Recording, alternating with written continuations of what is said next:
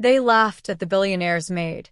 Then she spoke 10 languages at the gala and shocked them. Elena Martinez wiped down the marble countertop for the third time that morning, her movements precise and practiced.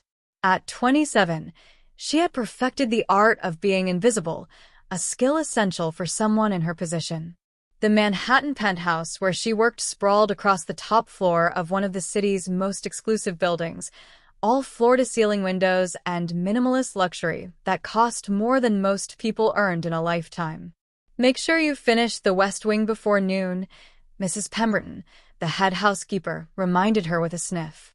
"Mr. Ashford is hosting the annual charity gala here tonight, and everything must be absolutely perfect." "Of course, Mrs. Pemberton," Elena replied softly, her eyes downcast. Mrs. Pemberton huffed and walked away, her heels clicking against the Italian tile. Elena had worked in the Ashford residence for 8 months now, and in that time, she'd learned that silence was golden. The less she said, the less she was noticed, and the less she was noticed, the easier her job became. Alexander Ashford, the 32-year-old tech billionaire who owned the penthouse, rarely acknowledged her existence. He was always consumed by phone calls, meetings, and the endless demands of running a global empire. Elena didn't mind. She preferred it that way. It meant she could work in peace, sending most of her paycheck back home to her family in Mexico, while saving every spare dollar for her real dream. As she moved through the penthouse, Elena's mind wandered to the worn notebooks hidden in her small room in the staff quarters. Inside those pages were years of dedication, vocabulary lists, grammar exercises, and cultural notes in 10 different languages: French, Mandarin, Arabic, Russian, Japanese, German, Italian, Portuguese, Hindi, and of course, her native Spanish and adopted English. 12 languages in total, each one a window into a different world. Learning languages was Elena's passion, her escape, her secret life. While others spent their free time on social media or watching television, Elena listened to podcasts in Mandarin, read novels in French, and practiced Arabic calligraphy. She taught herself everything, using free online resources, library books, and an insatiable curiosity about the world beyond her circumstances. No one knew.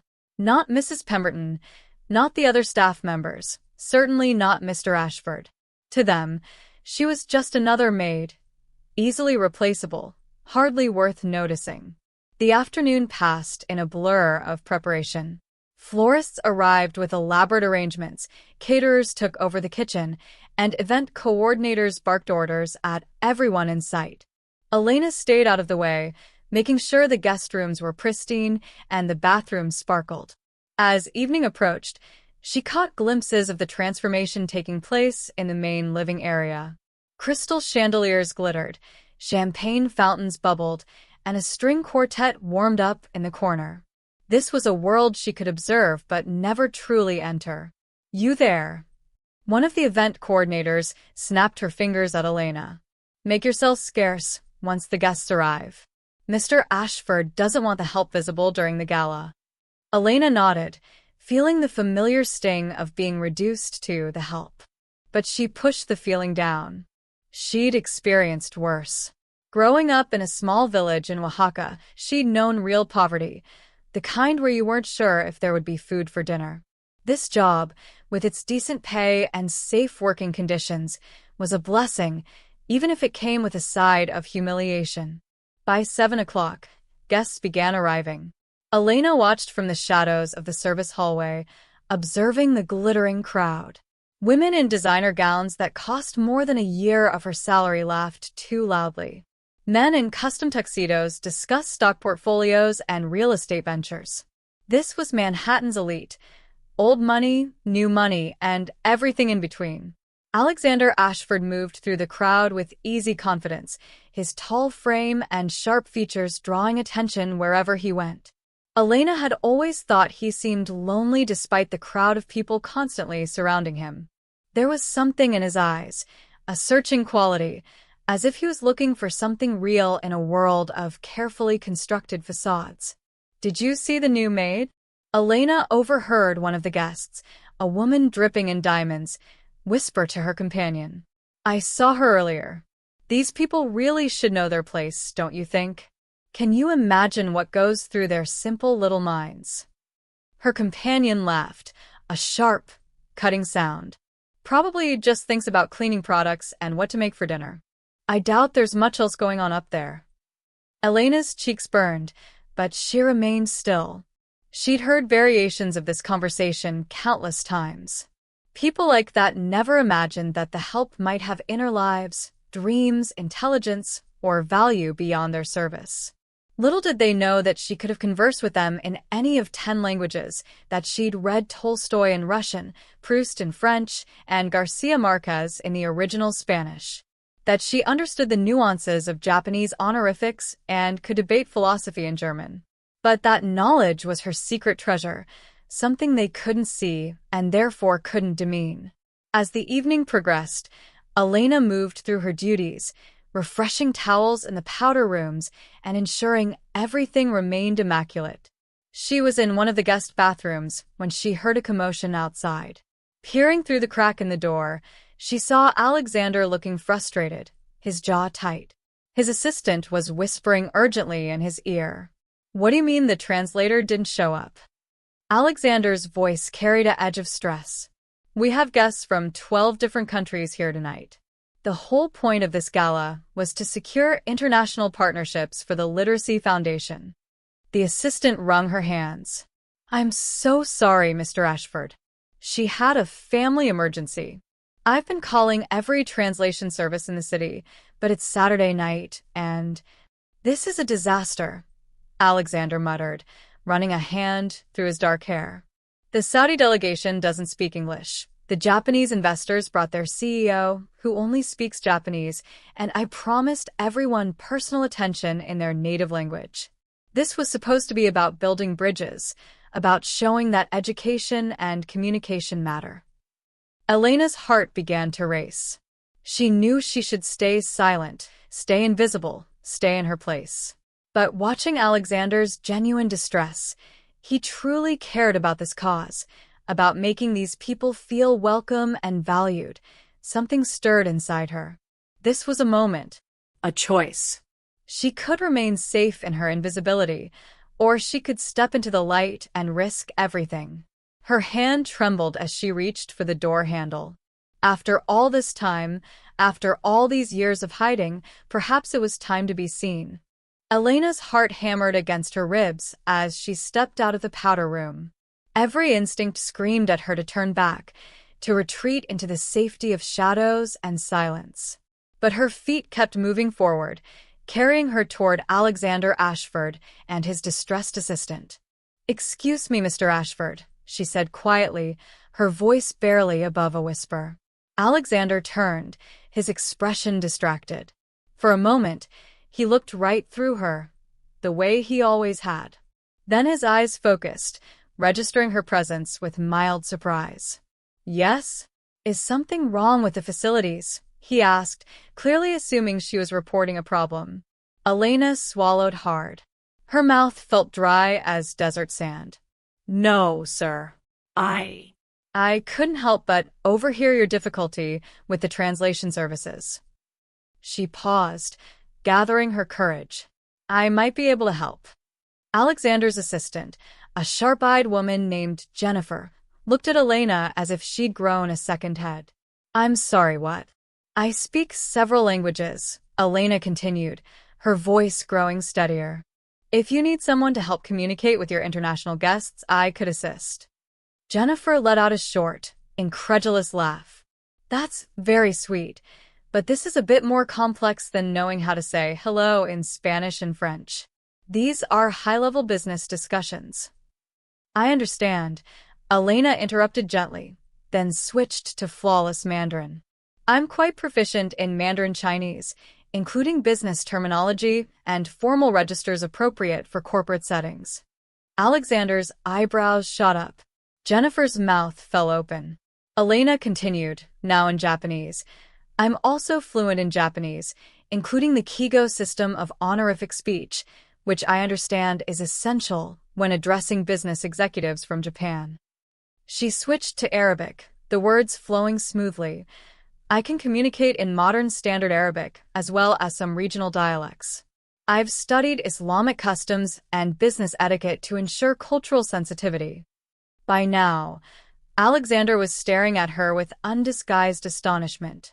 She pressed on, cycling through Russian, German, Italian, and Portuguese, offering a brief introduction in each language with perfect pronunciation and natural fluency.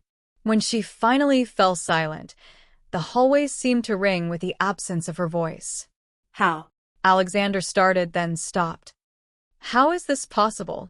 Your maid, Elena finished for him, a slight smile touching her lips. Yes, sir. I'm also a polyglot.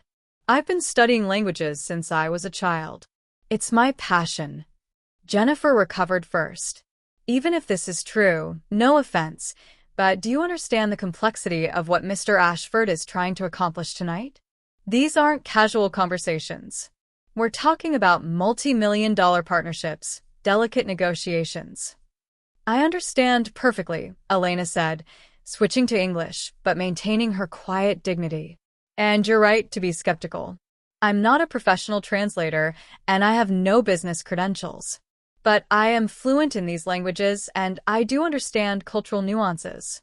If you're in a difficult position with no other options, I'm offering to help. If you'd prefer to wait for a professional service, I completely understand. Alexander studied her for a long moment, his gray eyes searching her face, as if seeing her for the first time. What's your name? He asked. Elena. Elena Martinez. Elena, he repeated. You've worked in my home for how long? 8 months, sir. 8 months, he murmured, something like shame crossing his features. And I never knew. I never asked. He shook his head, then seemed to come to a decision. The Japanese delegation is in the library, and they look lost. Would you be willing to speak with them? If you can handle that conversation, we'll see about the others. Elena nodded, her pulse quickening. Of course. She followed Alexander through the glittering crowd, acutely aware of how out of place she looked in her simple maid's uniform among all the evening gowns and tuxedos. People glanced at her curiously, some with disdain, wondering why the help was being paraded through the party. In the library, 3 impeccably dressed Japanese businesspeople stood by the window, looking uncomfortable. The eldest, a distinguished man in his 60s, had the bearing of someone important. When he saw Alexander approach, he bowed politely. Alexander returned the bow, but the awkwardness in the air was palpable. Elena stepped forward and bowed, gauging the appropriate depth for someone of his apparent status. Then she spoke in Japanese, using the formal kigo appropriate for a first meeting with a respected elder. Good evening. My name is Elena Martinez, and I have the honor of assisting Mr. Ashford this evening. Please allow me to apologize for any inconvenience regarding the translation services. It would be my privilege to help facilitate communication between you and Mr. Ashford, if this is acceptable to you. The transformation was immediate. The elderly man's face lit up with relief and pleasure. He responded in rapid Japanese, introducing himself as Tanaka-san, the CEO of a major educational technology company, and his companions as his daughter and chief operating officer. For the next 20 minutes, Elena facilitated a conversation between Alexander and the Japanese delegation, translating not just words but context, humor, and cultural nuance. She explained Alexander's vision for the Literacy Foundation, his passion for using technology to bring education to underserved communities, and his hope for partnership with companies who share those values. Tanaka-san was deeply moved. Through Elena's translation, he shared his own story of growing up poor in rural Japan, how education had transformed his life, and why he'd built his company with the mission of making learning accessible to everyone. Alexander listened with genuine interest, asking thoughtful questions that Elena translated with care. She could see the moment when the conversation shifted from business transaction to human connection, when 2 people from different worlds recognized their shared purpose. When they finally concluded, Tanaka-san bowed deeply to Elena and spoke to her in Japanese. You have a remarkable gift. You don't just translate words, you build bridges between hearts. Thank you. Elena bowed in return, touched by his kindness. The honor is mine. As the Japanese delegation departed, looking pleased and engaged, Alexander turned to Elena with an expression of wonder. I've attended hundreds of international meetings with professional translators, and I've never seen anything quite like that.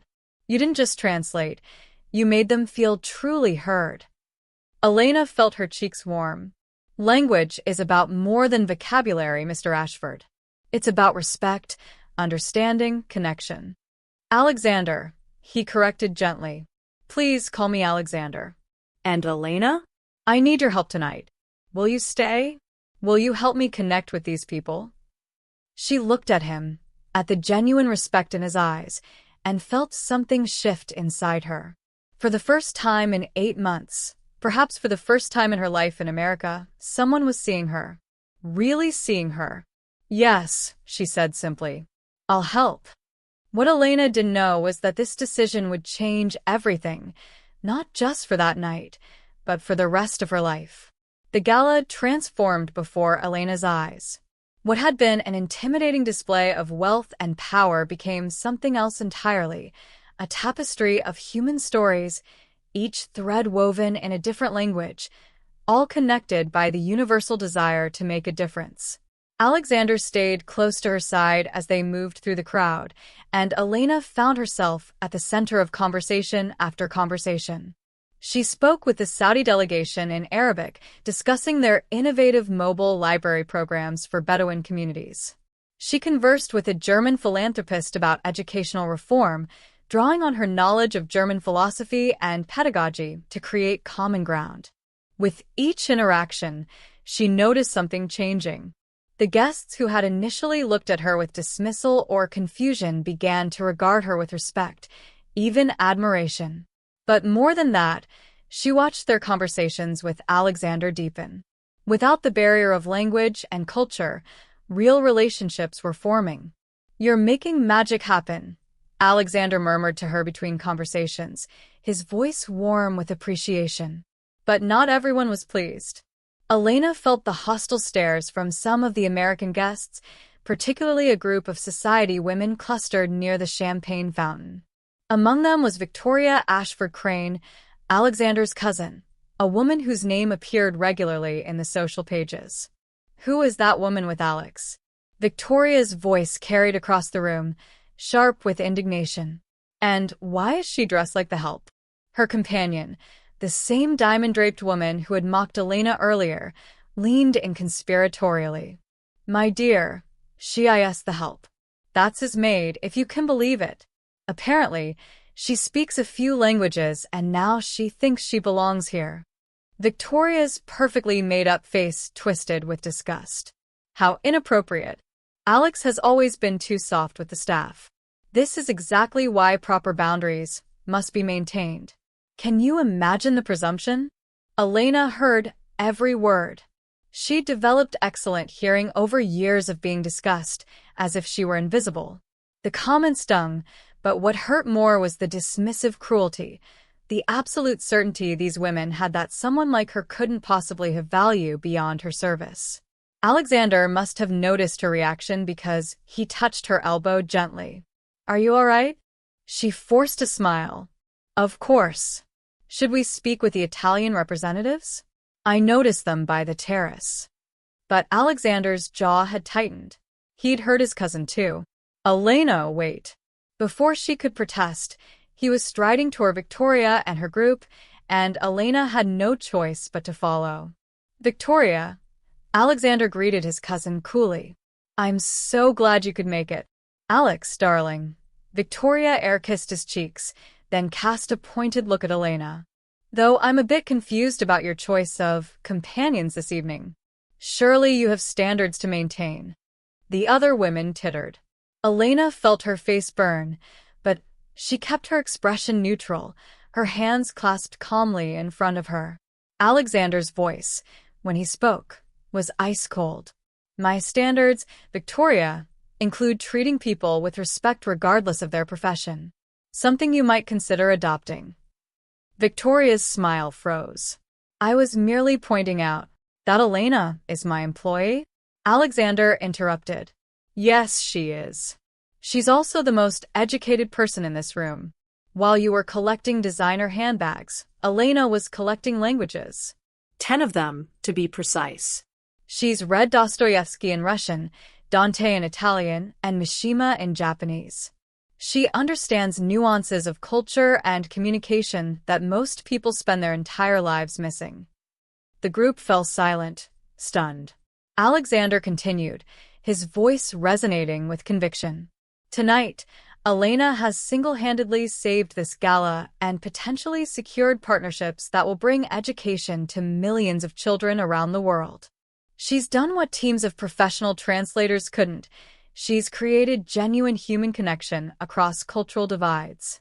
And she's done it with grace, intelligence, and humility. He turned to Elena, his expression softening. You've shown me something I should have realized a long time ago, that I've been blind to the extraordinary people right in front of me. That job titles and social status mean nothing compared to character and capability. Elena's eyes stung with unexpected tears. No one had ever defended her like this. No one had ever made her feel like she mattered. Victoria sputtered, her face red with embarrassment and anger. Well, I never. No, Victoria, you never did, Alexander said quietly. That's the problem. He offered his arm to Elena. Shall we? I believe the Russian delegation wanted to discuss their rural literacy programs. As they walked away, Elena felt like she was floating. The whispers followed them, not all hostile now. Some admiring, some curious, all astonished. You didn't have to do that, Elena said softly. Yes, I did, Alexander replied firmly. I should have done it long ago. Elena, can I ask you something? Why did you keep this hidden? These abilities, you could have had a completely different career, a different life. Elena was quiet for a moment, organizing her thoughts. When I first came to America, I was 17. I spoke English poorly, had no money, no connections. I worked as a cleaner in a hotel. One day, I overheard tourists struggling to ask for directions in Spanish. I helped them, and they were so grateful. It felt good, using my languages to help people. She paused, remembering. But then the hotel manager told me to stop talking to guests. He said I was overstepping, that cleaners should be invisible, not interacting with customers. I tried to explain that I was being helpful, but he made it clear people like me had a place, and stepping outside it made others uncomfortable. Alexander's expression darkened with anger, but Elena continued. I learned that lesson over and over. At every job, any time I showed that I was more than what people expected, it made them uncomfortable, even angry. So I learned to hide, to be small, quiet, invisible. It was safer that way. That's not safety, Alexander said, his voice rough with emotion. That's imprisonment. Maybe, Elena acknowledged. But it's the prison that society built, whether they meant to or not. When people look at someone like me, an immigrant, a woman, a maid, they see what they expect to see. Showing them something different challenges their worldview, and people don't like that. Then their worldview needs to be challenged, Alexander said firmly. The Russian delegation was waiting, and Elena shifted seamlessly into Russian, facilitating another profound conversation about education and opportunity. But throughout the evening, she kept thinking about Alexander's words. Maybe it was time to stop hiding. Maybe it was time to take up space in the world, even if it made people uncomfortable. As midnight approached and guests began to leave, Elena found herself exhausted but exhilarated. She'd spent hours bridging languages and cultures, turning what could have been a disaster into a triumph. Alexander walked her to the service entrance, a gesture that made her laugh. You know I work here, right? I'm not a guest. You are the most important person here tonight, Alexander said seriously. Then, more hesitantly, Elena, would you meet me tomorrow? Not as my employee, but as... I'd like to talk to you. Really talk. There's a cafe I know, if you're free. Elena studied his face, seeing genuine interest there, and something that looked like loneliness. I'd like that, she said. As she returned to her small room, still wearing her uniform, Elena caught sight of herself in the mirror. The same face, the same hands, but something had changed. She stood a little taller. Her eyes held a new light. Tonight, she'd been seen. Tomorrow, who knew what possibilities might unfold? Elena woke before dawn, as she always did, but this morning felt different. Sunlight streamed through the small window of her room in the staff quarters, painting golden rectangles across her worn books and notebooks. She lay in bed for a moment, wondering if last night had been real or some elaborate dream. Her phone buzzed with a text from an unknown number. Good morning. It's Alexander. Our coffee is at 10 a.m. if you're still interested. The Bluebird Cafe on West 73rd. No pressure. I'll understand if you'd rather not. Elena smiled at the screen. Even in a text message, he was considerate, giving her an out. She typed back, I'll be there. The morning routine felt surreal. She prepared breakfast for the household staff as usual, but everyone was buzzing about last night. Word had spread through the staff about what had happened. Is it true you speak 10 languages? Asked Marcus, one of the security guards, his eyes wide with amazement. 12, actually, if you count Spanish and English, Elena admitted, still uncomfortable with the attention. Mrs. Pemberton said nothing, but her tight-lipped expression spoke volumes. She clearly disapproved of Elena stepping out of her prescribed role, no matter how helpful it had been. At 9:30, Elena changed out of her uniform and into one of her few casual outfits, a simple blue dress she'd bought secondhand, but that fit her well. She studied herself in the mirror, nervous butterflies dancing in her stomach. This wasn't a work meeting. This was something else, though she wasn't quite sure what. The Bluebird Cafe was charming and intimate, a world away from the glittering penthouse.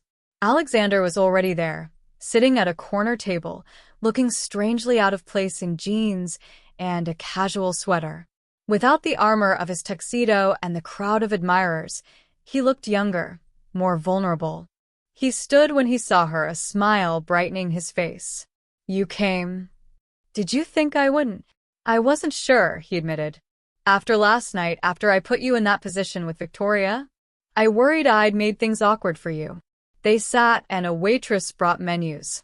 Elena ordered coffee and a croissant, still marveling at the strangeness of sitting across from Alexander Ashford as something other than his employee. Last night was extraordinary, Alexander began.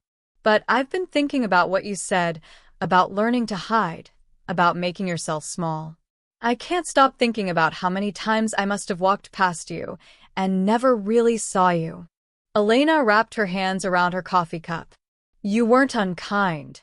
You just didn't notice. Most people don't. That's not an excuse, he said firmly. Elena, tell me about yourself. Who are you when you're not being invisible? It was such a simple question, but it opened floodgates.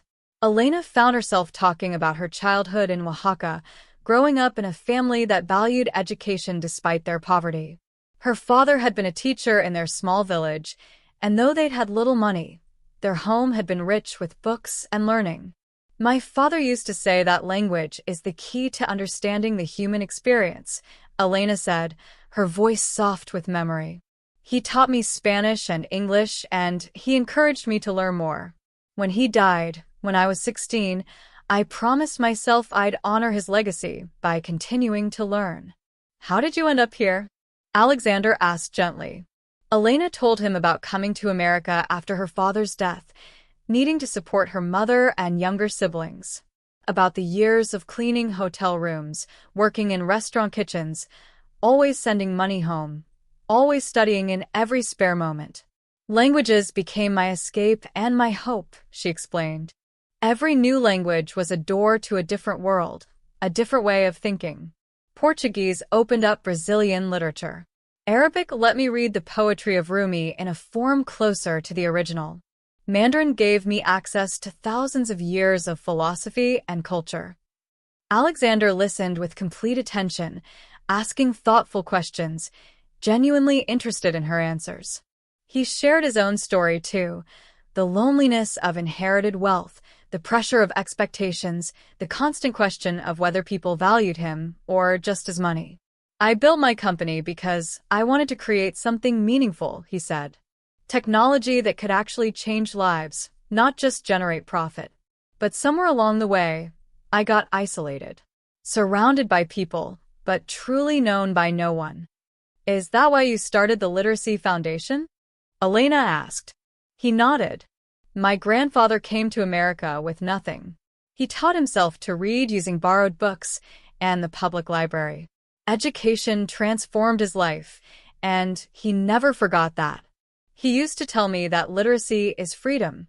It's the ability to access information, to think critically, to participate fully in society. Your grandfather sounds like he was a wise man. He was the best person I ever knew, Alexander said, his voice thick with emotion. He died 2 years ago, and I promised him I'd use my resources to give others the opportunities he had. But I've been so caught up in the business side of the foundation that I'd lost sight of the human element. Until last night. What do you mean?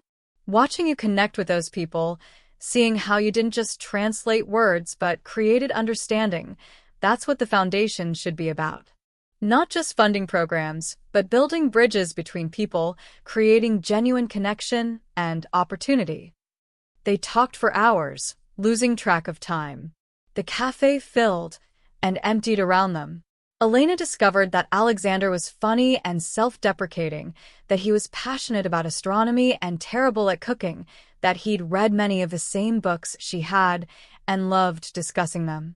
He discovered that Elena had a wicked sense of humor, that she dreamed of traveling to all the countries whose languages she'd learned, that she was sending her youngest sister to university back in Mexico and was fiercely proud of her. Elena, Alexander said finally, as afternoon shadows lengthened across their table. I have a proposition for you, and I want you to know there's absolutely no pressure. You can say no, and nothing about your current job will change. Elena's heart skipped. Okay. The foundation needs someone like you. Not just as a translator, but as a director of cultural programs. Someone who understands that education isn't just about textbooks and test scores, but about opening minds and building connections between people. The salary would be substantial, probably 10 times what you're making now. You'd have an office, a team, the resources to develop programs that you think would make a difference. Elena sat back, stunned. Alexander, I don't have any credentials. No degree in education or international development or... You have something better, he interrupted. You have wisdom, empathy, and a genuine understanding of how to bridge divides. You've taught yourself 12 languages while working full-time to support your family. You've maintained your passion for learning despite every obstacle. That's more valuable than any credential. I need to think about it, Elena said, her mind racing. Of course. Take all the time you need. He hesitated, then added, There's something else. I'd like to keep seeing you. Not as my employee, not even as a foundation colleague. As someone I want to know better. Is that something you might want to? Elena looked at this man who, just yesterday, had barely known she existed. She thought about the genuine connection they'd shared today, the way he'd listened to her stories as if they mattered, the way he'd defended her to his cousin. I'd like that, she said softly. But Alexander, we come from very different worlds. Maybe that's exactly why it could work, he replied. You see the world I take for granted with fresh eyes. I can offer you opportunities you deserve but haven't had access to. We can learn from each other. As Elena walked home that evening, her mind whirled with possibilities. A new job, a new relationship, a new life potentially opening up before her. It was thrilling and terrifying in equal measure. But one thought kept returning. She'd spent so many years making herself small, hiding her light. Maybe it was time to finally step fully into the world, to take up the space she deserved. Maybe it was time to stop being invisible. The following weeks unfolded like a dream Elena kept expecting to wake from. She accepted Alexander's offer to join the foundation, giving her notice at the penthouse, a conversation that Mrs. Pemberton received with tight-lipped disapproval and the other staff with genuine happiness and astonishment. Her first day at the Ashford Foundation offices in Midtown Manhattan, Elena stood in the lobby feeling like an imposter. The building gleamed with glass and steel, filled with confident people in professional attire. She wore a new suit Alexander had insisted on helping her pick out, and though it fit perfectly, she felt like a child playing dress-up. Elena, Alexander's assistant, Jennifer, who had become an unexpected ally, greeted her warmly. "Welcome. Let me show you to your office." Your office. Elena had never had an office before. It was a beautiful space with windows overlooking the city, a real desk, a bookshelf waiting to be filled. On the desk sat a welcome basket and a note in Alexander's handwriting. To new beginnings and finally being seen. But stepping into this new role meant confronting years of conditioned thinking. In meetings, Elena found herself initially hesitant to speak up, falling back on old habits of staying quiet, of not taking up space. She had to consciously remind herself that she belonged there, that her ideas had value. "You did it again," Alexander said gently after one meeting where she'd remained silent despite clearly having thoughts on the topic. "Did what?" "Made yourself invisible. I could see you had something to say when Marcus suggested we focus only on English language programs. What were you thinking?" Elena took a breath. "I was thinking that language preservation is crucial for Indigenous communities. That imposing English-only education can erase cultural heritage. That real literacy means being able to read and write in your mother tongue, not just in the dominant language." "That's brilliant," Alexander said. "Why didn't you say it?" "Old habits," Elena admitted. "A lifetime of being told my opinions don't matter is hard to unlearn." He squeezed her hand. "You're rewriting your story now. And Elena, we need your voice. I need your voice." Their relationship was deepening too, though they kept it private from the office. They'd spend evenings talking over dinner, weekends exploring the city, sharing their worlds with each other. Alexander introduced Elena to his circles, carefully chosen friends who valued substance over status. Elena introduced him to her community, the vibrant immigrant neighborhood in Queens where she'd lived, where her friends ran small businesses and raised families and built lives far from the spotlight. "This is real," Alexander said one evening, sitting in a small Colombian restaurant where Elena's friend Maria worked. Around them, families laughed and children played, and the air smelled of home-cooked food. "This is what I've been missing. Authenticity. Connection." But not everyone was happy about their relationship. Victoria Ashford Crane launched a whisper campaign, making sure society pages caught wind of Alexander's inappropriate involvement with former domestic staff. The headlines were cruel: "Billionaire's downgrade," "From heiress to help," and "Ashford's charitable dating, taking pity too far?" Elena tried to ignore them, but the comment section on social media was brutal. Thousands of strangers felt entitled to judge her, to speculate about her motivations, to question her worth. Gold digger. Social climber. She doesn't belong in his world. He's throwing away his legacy for what, a novelty. One particularly rough evening, Elena sat in her apartment, newly rented and modest but her own, scrolling through the comments and feeling the weight of public judgment. Alexander found her there, tears streaming down her face. "Elena, what's wrong?" She showed him the phone. He read the comments, his jaw tightening with anger. "This is garbage. You know that, right? These people don't know you, don't know us." "But they're not entirely wrong," Elena interrupted. "Look at us, Alexander. You're a billionaire from one of America's most prominent families. I'm an immigrant who was cleaning your toilets 6 weeks ago. We are from different worlds." "So what?" Alexander's voice rose with frustration. "So, What if we started in different places? That doesn't define what we can mean to each other. Elena, you're the most remarkable person I've ever met. Not despite where you came from, but in part because of it. You've overcome obstacles I can't even imagine. You've maintained your integrity, your passion, your capacity for joy despite years of being overlooked and undervalued. But I can't give you what someone like Victoria could, Elena said quietly.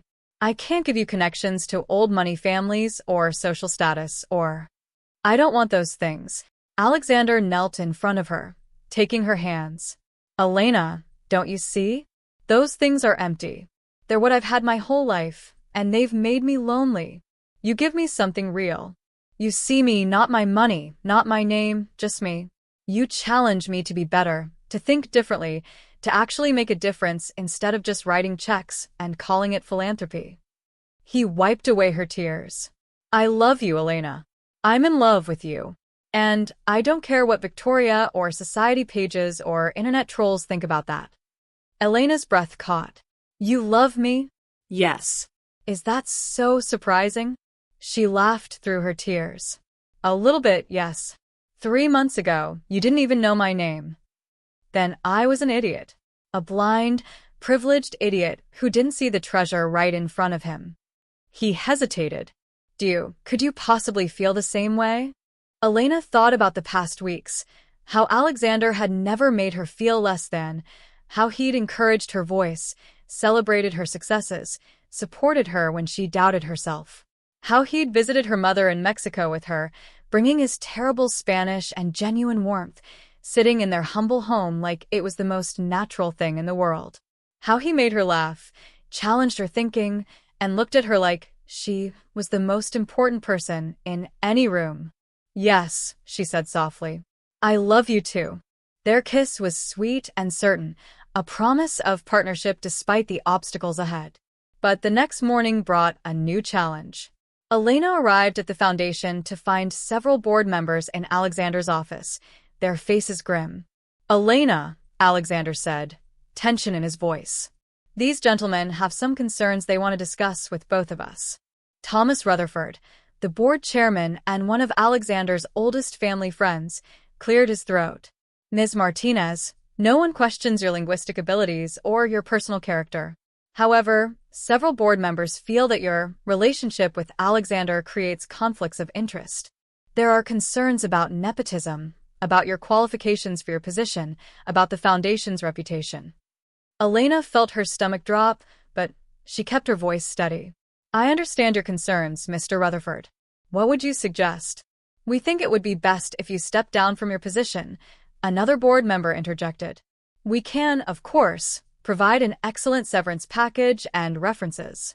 Absolutely not, Alexander interrupted. Elena earned her position. She's been here 6 weeks and has already revolutionized our cultural programs. The partnership with the Japanese Education Ministry? That was Elena's work. The Indigenous Language Preservation Initiative? Elena's idea and execution. She's exceeded every expectation. Nevertheless, Rutherford said, the optics are problematic. Elena looked at these powerful men, felt the weight of their judgment, and thought about how easy it would be to step back, to make herself small again, to avoid the conflict. That's what she'd done her whole life. But then she remembered her father's words. Mija, the world will try to tell you where you belong. Only you can decide if they're right. She stood up, drawing herself to her full height. Gentlemen, with respect, I will not be stepping down. Her voice was clear and firm. Not because of my relationship with Alexander, but because I'm good at my job. I bring perspectives and skills this foundation desperately needs. Yes, I started as Mr. Ashford's maid. I'm not ashamed of that work. It was honest and necessary. But I'm also not defined by it. She looked each board member in the eye. You're concerned about optics? I'm concerned about impact. This foundation was created to promote literacy and education for underserved communities. Who better to lead those efforts than someone who actually comes from those communities? Someone who understands the barriers, the struggles, the dreams of the people we're trying to serve.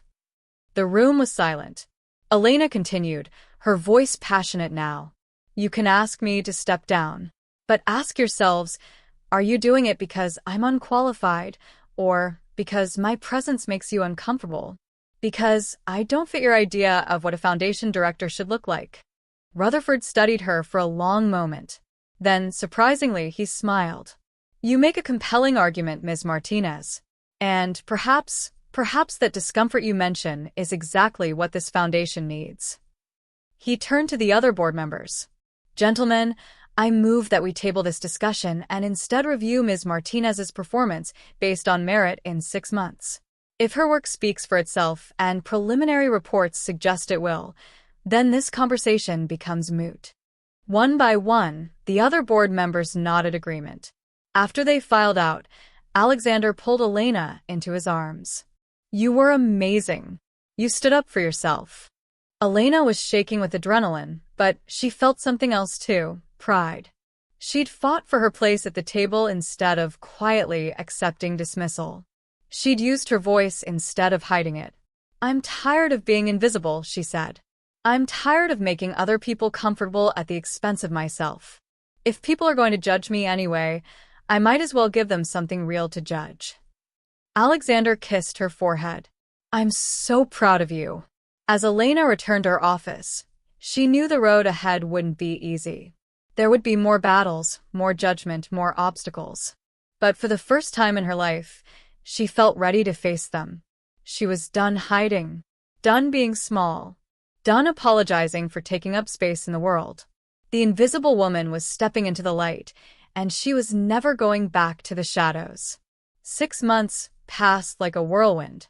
Elena threw herself into her work at the foundation with fierce determination, knowing that every eye was on her, waiting for her to fail. Instead, she thrived.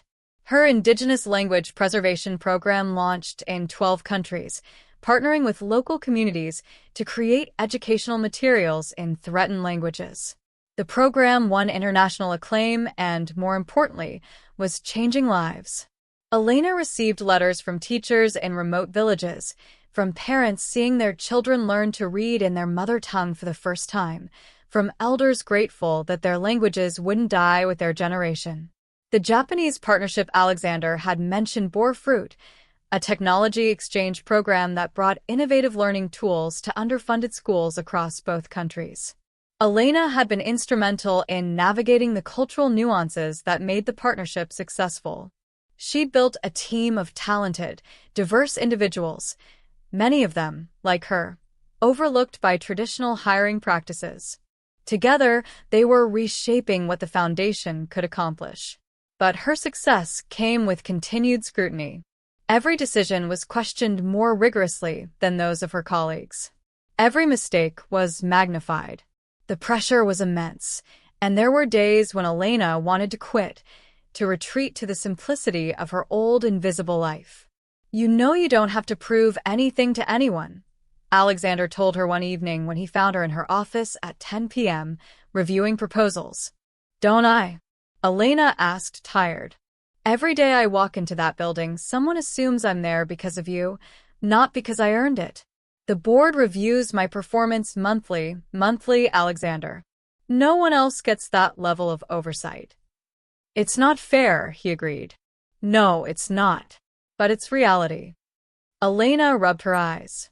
The only way I can change perceptions is by being undeniably excellent. By working twice as hard to get half the credit. That's exhausting. It is, Elena acknowledged. But it's also worth it. Do you know what I received today? She pulled up an email on her computer. A message from a 15-year-old girl in Peru. She's in one of our programs. She wrote to tell me that she's the first person in her family to finish secondary school, and she's been accepted to university. She said seeing someone like me in a leadership position made her believe it was possible for her too. Elena's eyes filled with tears. That's why I do this. Not to prove something to the board or to society or even to myself, but to be a door opener for other girls like her, like I used to be. To show them that their dreams aren't too big, that their backgrounds don't define their futures. Alexander pulled her into his arms. You're incredible. And for what it's worth, The 6-month review is next week, and I've seen the preliminary reports. Even the most skeptical board members can't deny your results. The board review arrived on a crisp October morning. Elena dressed carefully, armoring herself in confidence she didn't entirely feel. The boardroom was full, not just the usual members, but additional observers, including several major donors. Thomas Rutherford called the meeting to order. "We're here to review Elena Martinez's performance as Director of Cultural Programs. Elena, would you like to present your achievements first?" Elena stood, clicked to her first slide, and began. She presented data on program reach, effectiveness metrics, cost efficiency. But more than that, she told stories: the Navajo grandmother teaching her grandchildren to read and dine, the Syrian refugee children in Turkey learning in Arabic, the rural Brazilian community building their first library. Numbers matter, Elena concluded, but they don't tell the whole story. The Ashford Foundation was created on the belief that literacy changes lives. These programs aren't just teaching people to read. They're preserving cultures, building bridges, creating opportunities, and giving voice to communities that have been silenced. The room was silent when she finished. Then Rutherford began to clap, and others joined in, genuine, warm applause. "Ms. Martinez," Rutherford said, "when you joined this foundation, I'll admit I had doubts. Those doubts were based on prejudice, on narrow thinking about what leadership looks like. I was wrong." He looked around the room. "This foundation has never been more effective, more innovative, or more true to its mission than it is under your leadership." One of the major donors, an elderly woman named Catherine Sterling, spoke up. "I've been supporting this foundation for 20 years, and I've never seen programs that actually reach the people who need them most.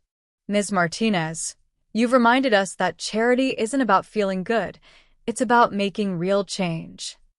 The board voted unanimously to not only continue Elena's position but to expand it, giving her oversight of additional programs and a larger team.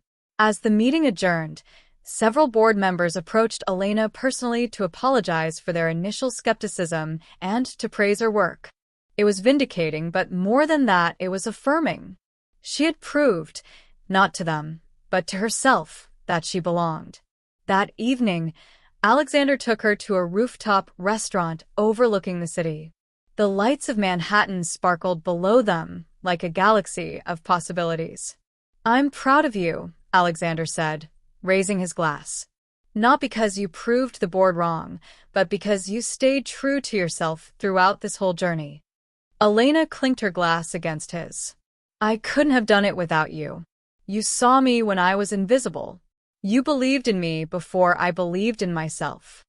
You were always remarkable, Elena. I just got lucky enough to finally notice." They sat in comfortable silence for a moment, watching the city lights. Then Alexander reached into his pocket and pulled out a small velvet box. Elena's heart stopped. "Elena Martinez," Alexander said, his voice thick with emotion, 365 days ago, you were brave enough to step out of the shadows and speak up when it would have been easier to stay silent. You changed my life that night.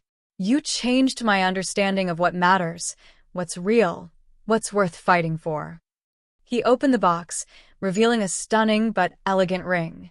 "I know we come from different worlds. I know there will be people who judge us, who question us, who try to diminish what we have. But I also know that I've never felt more seen, more challenged, more inspired than I do with you. You make me want to be better, do better, matter more." Tears streamed down Elena's face. "Will you marry me?" Alexander asked. "Will you let me spend the rest of my life learning from you, growing with you, building something real together?" "Yes," Elena whispered. Then louder, "Yes." As he slipped the ring onto her finger, Elena felt the weight of the past year, the fear, the doubt, the struggle, but also the growth, the triumph, the love. She'd transformed from invisible to undeniable, from silent to speaking 10 languages, from overlooked to essential. But more than any external transformation, she'd learned to value herself, to take up space without apology, to believe she deserved a seat at the table. And not just a seat, but a voice. 3 months later, Elena stood in a small church in her hometown in Oaxaca, wearing a wedding dress that honored both her heritage and her new life. Traditional Mexican embroidery blended with modern elegance. Her mother wept with joy. Her siblings beamed with pride. Alexander's family, those who mattered, who had come to genuinely love and respect her, filled the pews alongside her community. As she walked down the aisle, Elena thought about the 15-year-old girl she'd been, grieving her father and dreaming of impossible things. She thought about the young woman who'd come to America with nothing but determination and a love of languages. She thought about the maid who'd cleaned toilets and stayed invisible to survive. And she thought about the woman she'd become, still learning, still growing, but no longer hiding. A woman who used her voice to create change, who stood tall in rooms where people like her weren't supposed to be, who loved and was loved completely. She'd been laughed at, dismissed, underestimated. She'd been the invisible woman that no one noticed or valued. But she'd learned that the most powerful transformation isn't when others finally see you, it's when you finally see yourself.